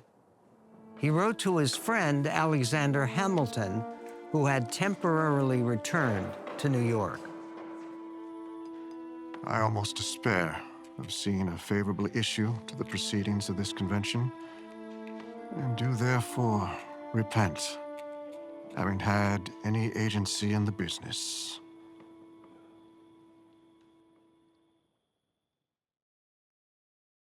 So many of the founding fathers owned slaves, but were against it at the same time. George Washington said in an April 12, 1786 letter to Robert Morris, he said of slavery, quote, "There is not a man living who wishes more sincerely than I do to see a plan adopted for the abolition of it." As soon as the American Revolution breaks out, the Declaration of Independence is adopted, immediately the northern states start ending slavery, state by state by state, and the southern states do not follow suit. So the word slave and the word slavery never appear once in the Constitution, because otherwise the Southern delegates are walking out. The most important thing is you got to get all the states on board. If a state is on its own, it would have the ability to make a treaty with some foreign power, and now you're going to have foreign mercenaries on American soil threatening the other states. So South Carolina and Massachusetts have to both be on board, and everyone in between, to create a united, geographically contiguous bloc. And in order for that to happen, you're going to have to accommodate the South Carolinians on the subject of slavery.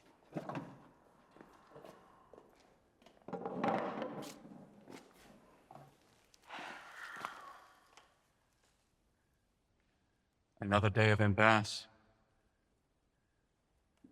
Why not push the boat? We have 8 states for manumission. We will lose the others. Fracture the country. Can we now survive without Georgia, without South Carolina, North Carolina, Maryland? Connecticut has promoted this compromise. They will vote against us. Where will they turn next? Spain? France? Back to England? No. We are, as of yet, too fragile. But this compromise, should our government divide souls? 3/5 of a slave for taxes and additional representatives. Additional representatives whose constituents are the strained backs of the enslaved.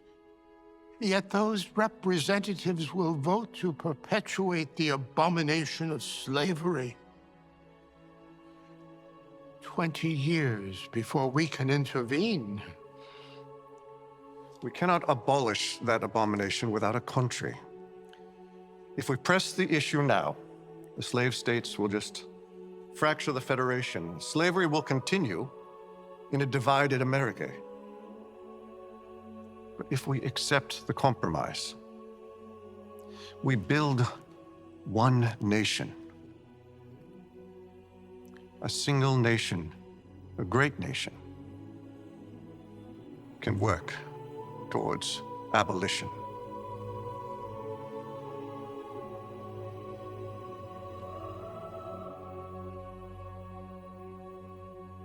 A lot of people misunderstand what the 3/5 clause is all about.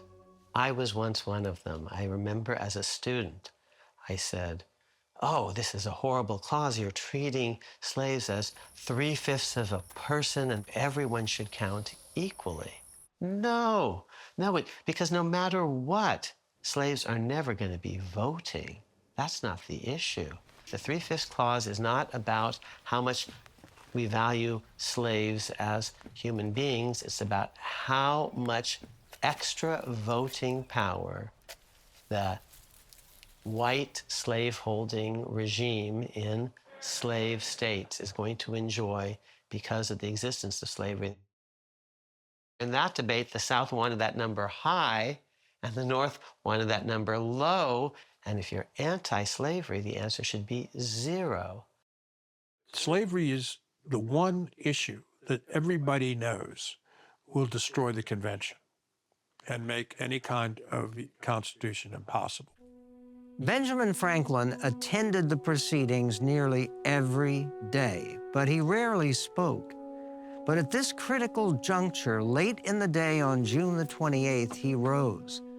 The delegates quieted down to give their full attention to their assembly's most venerable figure.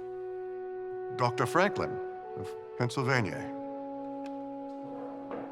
In this situation, at this assembly, groping as it were in the dark to find political truth and scarce able to distinguish it when presented to us, How has it happened, sir, that we have not hitherto once humbly applied to the Father of light to illuminate our conversation?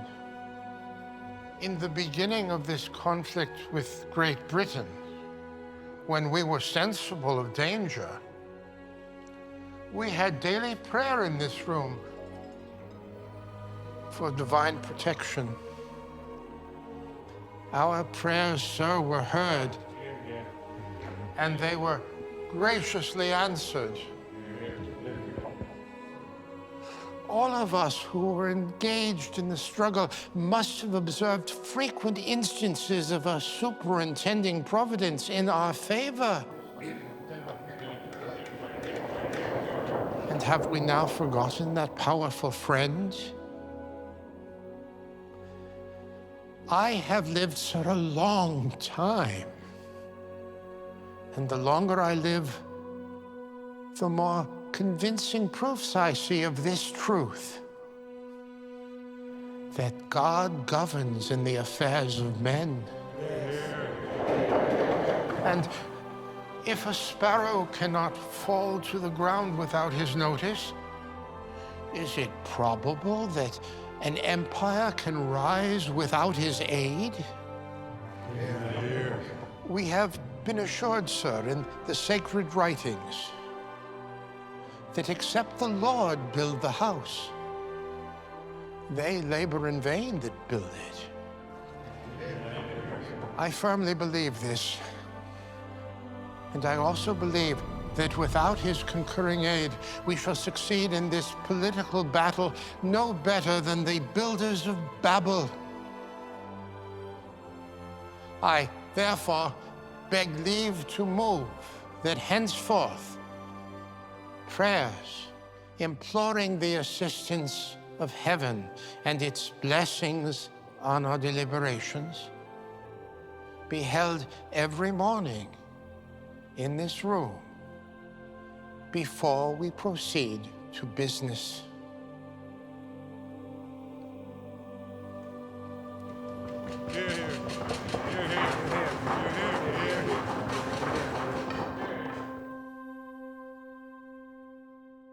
Benjamin Franklin was among the least actively religious of the American founders. That must have just been a moment for everybody in that room to think, wow, Franklin said that. Franklin said that. Now, skeptics or cynics might say, well, Franklin there was simply being a good psychologist. He wasn't really thinking God might help here, but he was thinking we can move people toward cooperation and move them from this impasse if we can get them into a kind of religious spirit. I don't believe it, though. In his personal memoir, which he did not imagine would be read by the general public, but thought would basically be for his children and his descendants, he talked about his own belief in the importance of prayer and the power of prayer, that prayer made a difference. And this shows that he did believe in a God who really did care about human affairs and could and did intervene in human affairs. He believed in providence. As a result of the Franklin speech, the whole atmosphere in the Constitutional Convention changes. Attitudes soften. They form a committee of 5 to explore a compromise. The Sherman Compromise, which had been on the table from the beginning, is suddenly seen as sweet reason.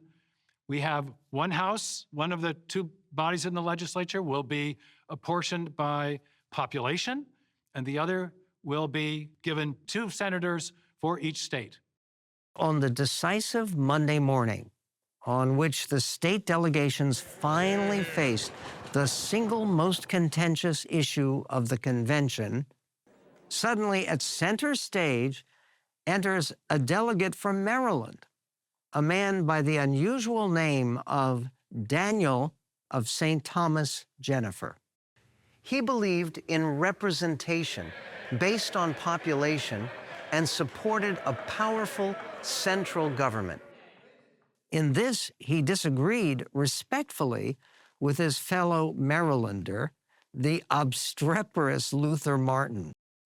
Jennifer inexplicably got up from his chair, ambled out of the State House, and wandered off onto the city streets. He absented himself from history just long enough for Luther Martin alone to control Maryland's vote on equal representation for every state. Jennifer deliberately threw the result and ensured the defeat of his own faction in order to deliver a larger victory for his country. Small states are happy because they have equal representation in the upper house, the Senate. The large states are happy because they get proportional representation in the lower house. A compromise is struck. They created a separation of powers, creating 3 separate branches of government that were independent from each other. These men reflected on human nature very, very deeply. They knew about the deep faults and deep flaws of human nature. And so they constructed a new form of Republican government in the Constitution that would survive, that would endure, because it took human nature seriously and understood human nature well. So we are adjourned. By understanding the importance of giving nobody, no individual, no one institution, unlimited power. All power would be checked.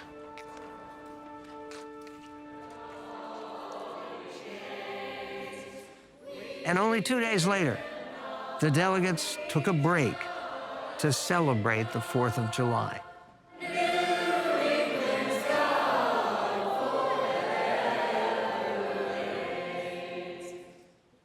Amen. On this great day, this glorious 4th, I cannot suppress the soaring hope that I feel for the work of the visiting statesmen, who are busy with the great work of binding our states together.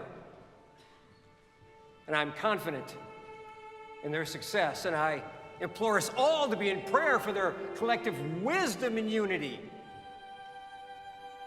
Methinks I already see the stately fabric of a free and vigorous government rising from the wisdom of the Federal Convention.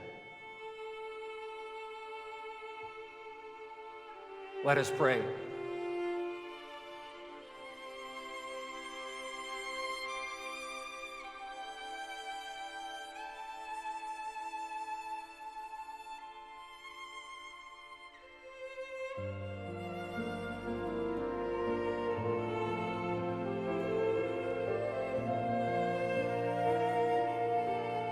The American founders were an extraordinary group of men.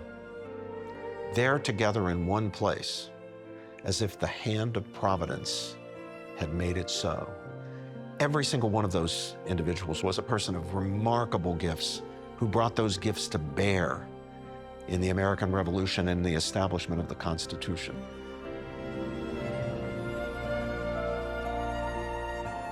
The Constitution constitutes us as a people. It's the source of our unity.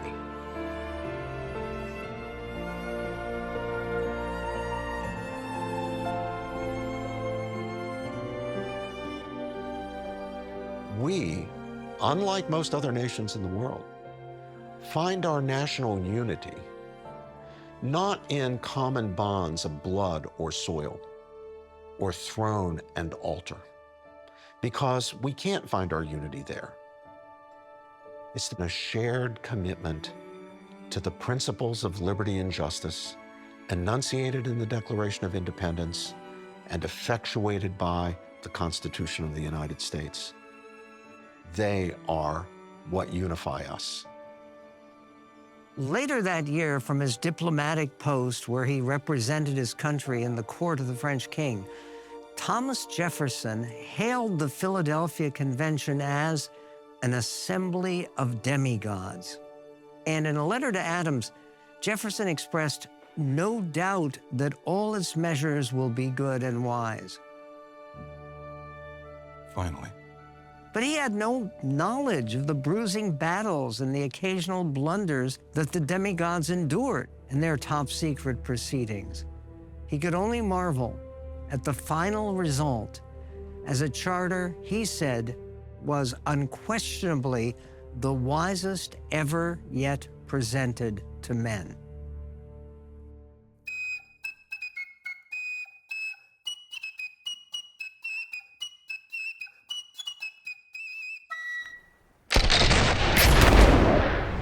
isolated instance of fortunate coincidence or eerie congruence may count as an anomaly.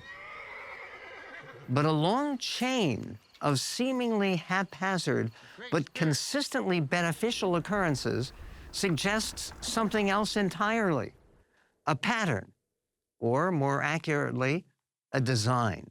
What if at any point during the revolution, any of these amazing intercessions by Providence hadn't happened, the fog hadn't rolled in, we hadn't been able to get the cannons in place to be able to fight off the British?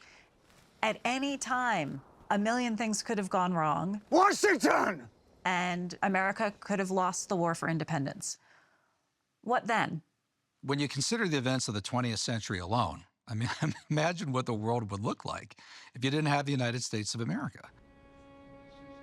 Not only was America playing a decisive role in defeating these countries in wars or a Cold War or whatever it was in the way they responded, look at Ellis Island. Ellis Island provides a place for all the immigrants in all those countries to flee from those countries, those oppressors. So this gives people a safe haven to come to. This country clearly had a special providential purpose. America is something that I hold in my heart, and I am not sorry about it. I want everyone to feel that way. But I think that we reached a point where there's not one institution in this country that you can trust. You can't trust the press. You can't trust the judiciary. You can't trust education. You can't trust politics. You can't trust journalism. Now, did I just say anything that you would argue with? I don't think I did. I think you know. That's how far we have fallen, how bad it is. And if we don't do something that arouses a feeling of protection and love of country and the values that we loved supposedly in every part, in every family. If we don't get that back, this country will not be anything like America.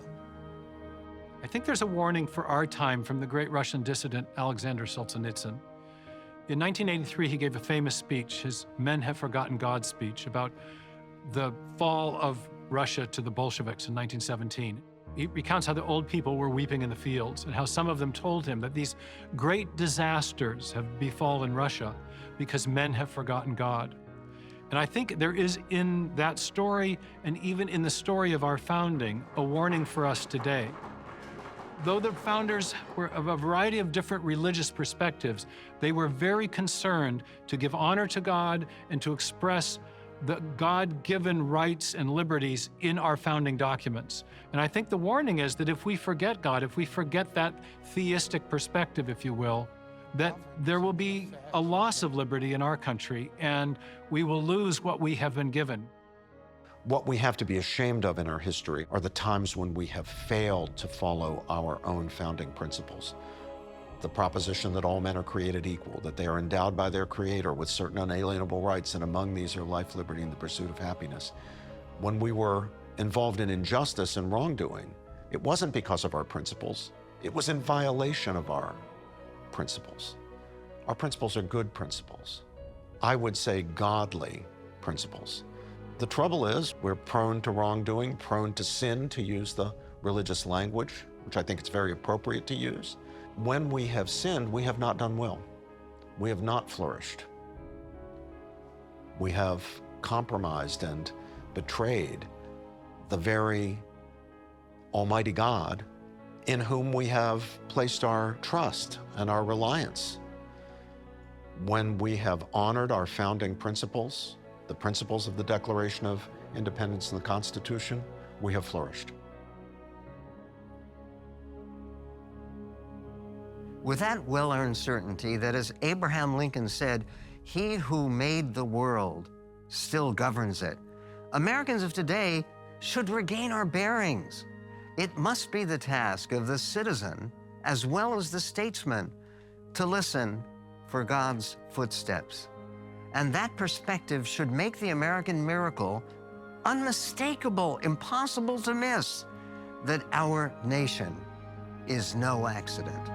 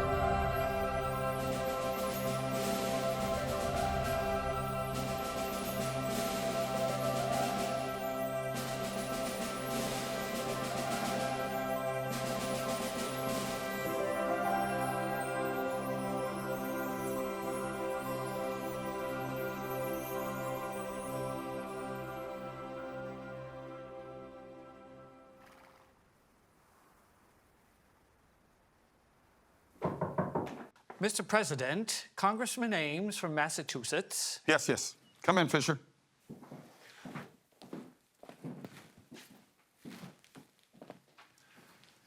Let me ask you, Ames, what would you say if we could purchase all of Louisiana? All of this. Doubling the territory of our nation and not spend a drop of blood to do it. At what cost, Mr. President? Well, keep this confidential, of course, but 15 million. $15 million? It's incredible, isn't it? That comes out to less than 3 cents an acre. Preposterous! Too much money, of which we have too little, for land of which we already have too much. Gentlemen, we are going to make this purchase.